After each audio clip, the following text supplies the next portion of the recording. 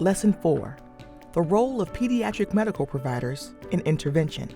This lesson introduces intervention strategies that can reduce the impact of ACEs after exposure has already occurred. As a pediatric medical provider, you may be called upon to address trauma and other symptoms resulting from ACEs. You may also need to assess parents and caregivers for exposure to ACEs and related symptoms so they can receive appropriate care and reduce the chance that their children will experience ACEs. Parents and caregivers may not be aware of how their own childhood traumas affect children in their care. Because of this, we need to implement protocols and procedures to identify ACEs so proper interventions can be put into action as soon as possible. The first step is to determine if a patient has been exposed to ACEs or if they are at risk. Consider family or community-level factors that put children at risk for ACEs. Examples include maternal depression, parental substance use, poverty-related health risk factors, domestic or community violence, food insecurity, and poor social connectedness. When developing a plan to assess your patients and their families for exposure to ACEs, consider the following tips. Establish infrastructure and personnel to handle assessments. Assess for poverty-related risk factors during well child visits by asking about basic needs like food, housing, and heat, and refer families who need help to community resources. Assess for behavioral health symptoms, which may be due to trauma. Select age-appropriate assessment tools and a method to conduct evaluations. For example, you might choose to utilize a questionnaire, or you may conduct direct interviews. Determine how to document results. As a pediatrician, when you're evaluating for ACEs, you're really screening the parents rather than the children, because most children aren't aware of the financial situation of the families or of any big events that have occurred. They may have some awareness, but they're not really able to express that. So early signs of ACEs that you might see could be children presenting in your office with chronic headaches, chronic abdominal pain. This may be due to, a mother who's been diagnosed with cancer now is undergoing chemotherapy. This could be due to the child being bullied at school. This could be due to dad lost his job and now the family is struggling to make ends meet. They've had to downsize, they've maybe even moved into a hotel. So I think the first and foremost thing to do is identify what's going on. A lot of parents are, reticent to tell you that dad lost his job, and so seeing that a child may be presenting with some of these things like abdominal pain or headaches, asking those tough questions of, is there a big change that's gone on at home? Is anything new happened within the home or at school? So that you can identify those issues and then support the parents in terms of giving them ways to get help. The importance of understanding that connection between brain development, toxic stress, ACE, we're all about brain development. If you think about how long it takes a kid just to say their first few words, tie their shoes, ride their bicycle, so development is changing function, just like growth is changing size. Easy to measure them, it's objective. But function is a little bit different. Language, communication, problem solving, adaptation to the environment. So these are functions that evolve over time, and they're so much dependent on the influences of your environment. So for the pediatrician to have the surveillance, we do screening and surveillance.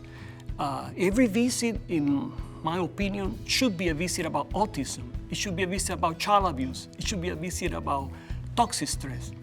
Every opportunity. We have been operating in the acute care model. Pediatricians have been slowly learning to practice in the chronic care model for attention deficit disorder, obesity, depression, anxiety. Now we need to pay more attention to toxic stress. If you find evidence of ACEs, you'll need to take further action. First, reiterate that the family is in a safe, non-judgmental space where everyone is working to ensure the health of the child. Consider whether or not your patient is experiencing symptoms and if they need assistance. Be prepared to provide referrals and a list of resources available within the community. Keep in mind that ACEs are not deterministic. Because of the complex interplay between risk and protective factors, some people who have experienced ACEs may be healthy and happy, while others may experience negative outcomes. Take time to consider how ACEs may or may not be affecting your patient and their family members. If a referral is needed, you may consider making referrals to mental health providers or other medical specialists, community organizations, parenting classes, family support groups, and other resources you've identified in your local community. Referrals to intensive parenting programs may be necessary. In some cases, it is possible for a pediatrician or other dedicated staff to provide counsel and support to parents to help them make different decisions about parenting. You'll find information and guidance about how to have this type of discussion in the resources section. Start by referring patients and their families to organizations that you or your practice knows well. It may help to create a list of community resources available in your area. As your patients and their families utilize these resources, ask for feedback so you can ensure that your referrals link patients and families to the best available services. Be mindful of factors important to the family like distance, affordability, language spoken by therapists, and accessibility of the referred service. Remember that parents and caregivers may have experienced ACEs themselves. When appropriate and when possible, help parents access services for trauma they've experienced. It is also recommended that you work with parents to develop a coordinated care plan. This plan may involve ongoing monitoring and assessment of intervention impacts to ensure that the child is making progress and is no longer at risk for or experiencing ACEs. When we make referrals for families who have been affected by ACEs, I usually will involve my nursing staff to help do a follow-up call several days later to make sure that the family has contacted the psychologist or the counselor or the psychiatric facility, because oftentimes they need that follow-up call. If I know that a family is undergoing a tough situation or a child's been dealing with ACEs, I'll also, say, okay, let's recheck your headache in 4 to 6 weeks. We're also going to check in and see if you met with the psychologist, how the counseling's going, to see if you're feeling any better. So I think good follow-up is key when you make referrals for families. The big part of effective referrals is knowing who in your area takes what, because a lot of psychologists don't take any insurance. Some take only private. Some take state funded, and then knowing who takes what is really important. So on our list, we specify who takes what, where they're located. For some families, transportation may be an issue, so they can't drive 30 miles to go see a psychologist once or twice a week. So it's important to make sure you have locations of the providers, the insurance, if they take it, what they take. That just makes the process a lot easier for the family. As you know, medical providers are mandatory reporters and must adhere to reporting requirements where they practice. Screening for risk factors and evidence of ACEs may uncover information that triggers the mandatory reporting requirements in your state. Adhere to your local requirements if any relevant information is uncovered during screenings or assessments. At this point, you may be wondering about reimbursement. The American Academy of Pediatrics provides coding newsletters and fact sheets that outline the various codes you can use for patient visits. Please visit the resources section for links to these resources. From a practical standpoint, it's difficult to discuss ACEs with families because it does take a lot of time, and most pediatricians are busy seeing 30, 40 patients a day, and they don't have a lot of time in their schedules. So there are several ways of helping with this. I do 2 behavioral appointments a day, one at the end of the morning and one at the end of the day, so that if I run late, it doesn't affect the other patients who've been scheduled.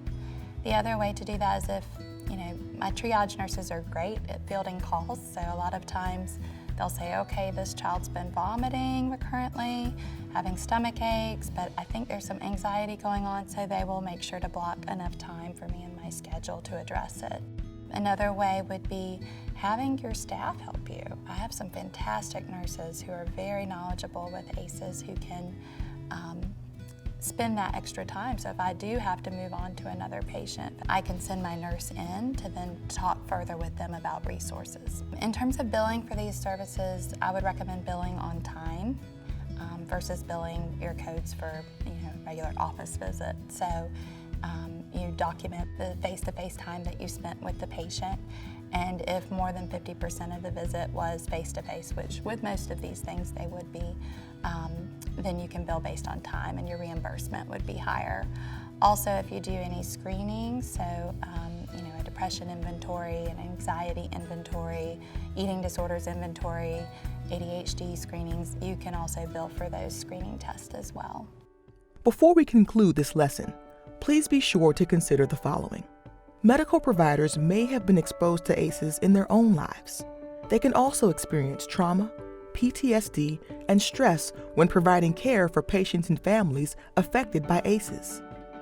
It's important that providers tend to their own health and wellness in order to prevent negative outcomes, unhealthy coping behaviors, and burnout. These things can affect one's personal life, and they can affect a provider's ability to provide effective care. Stress management practices, counseling services, and other preventative wellness techniques can help. If you're looking for support, please visit the American Academy of Pediatrics resources about physician health and wellness. A link is available in the resources section of this training. We've covered a lot of ground in this lesson. Let's review.